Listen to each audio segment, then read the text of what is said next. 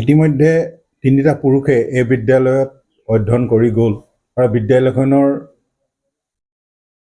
শুভচিন্তক দুগৰাকী বাপুনাথ বৰগোহাঁই আৰু লোকনাথ গগৈ শুভচিন্তাত বিদ্যালয়খন এদিন 1938 চনত এই বিদ্যালয় গঢ় লৈছিল আৰু বহু শিক্ষকে বহু শ্ৰম কৰি বিদ্যালয়খন আজি এই অৱস্থালৈ আনিছে আৰু বৰ্তমানেও এই বিদ্যালয়খনৰ শিক্ষক শিক্ষয়িত্ৰীসকলে অতি শ্ৰম কৰি পাঠদান কৰি আছে।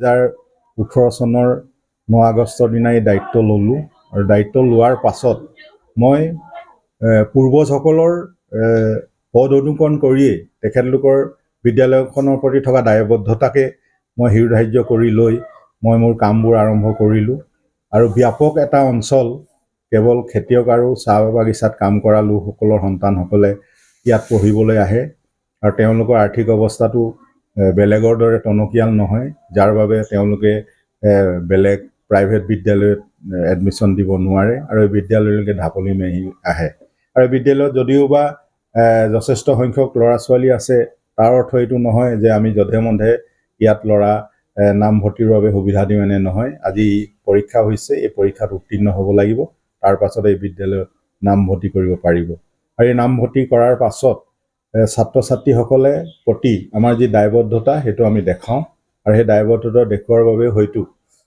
আজি এই বিদ্যালয়লৈ ঢাপলি মেলি ৰাইজ আহিছে। ইয়াত আজি 271 গৰাকীয়ে নামভৰ্তিৰ বাবে পৰীক্ষা দিছে। চিট আমাৰ হেৰিত কি কয় 6ষ্ঠ শ্ৰেণীত আমাৰ চিট আছে 180টা আৰু 9ম শ্ৰেণীত আমাৰ চিট আছে 180টা। তাৰে ভিতৰত যিহেতু আমাৰ নিজৰ বিদ্যালয়ৰ ছাত্ৰ ছাত্ৰী আছে, গতিকে আমি প্ৰায় 70 গৰাকী ছাত্ৰ ছাত্ৰী ইয়াত 9ত এডমিশ্যন ল'বৰ কাৰণে পৰীক্ষা দিছে। তাৰ পৰা আমি 20জনমান ছাত্ৰক ইয়াত আমাৰ ল'ম আৰু হেৰিত কি কয় 6ষ্ঠ শ্ৰেণীত 180জন ল'ম। আমাৰ বিষয় শিক্ষক 2জন নাই আৰু স্নাতক শিক্ষক 3জন নাই, গতিকে মই গোটেই বিদ্যালয়খন পৰিচালনা কৰিবৰ কাৰণে মই 12 গৰাকী অতিৰিক্ত শিক্ষক ৰাখিছোঁ আৰু গোটেই পৰিচালনাটো কৰে অভিভাৱকে।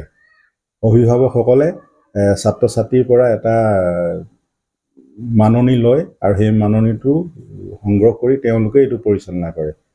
আমি আজি ছাত্ৰীক মানে হায়াৰ ছেকেণ্ডেৰীত চিট পৰীক্ষা দিবৰ কাৰণে ইমান দেৰি ৰৈ আছোঁ আৰু এইবাৰ 8ৰ পৰা 9লৈ ছোৱালীজনীক চিট পৰীক্ষা দি আছোঁ।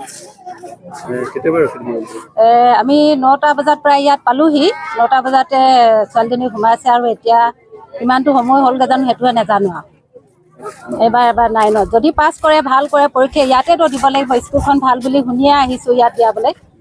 স্কুলখনত ভাল আৰু সুবিধাও, স্কুলখন আমাৰ তাৰপৰা আহিবলৈ সুবিধাৰ্থে মানে ইয়ালৈ আহিলোঁ আৰু ইয়াত দিম বুলি।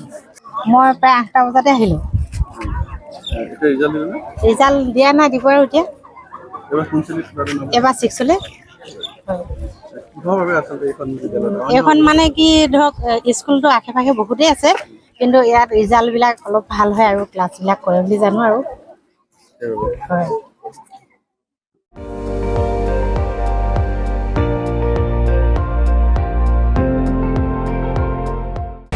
আপুনি চাই আছে ND24, সৰ্বশ্ৰেষ্ঠ নহয় সৰ্বোত্তমৰ দৌৰত।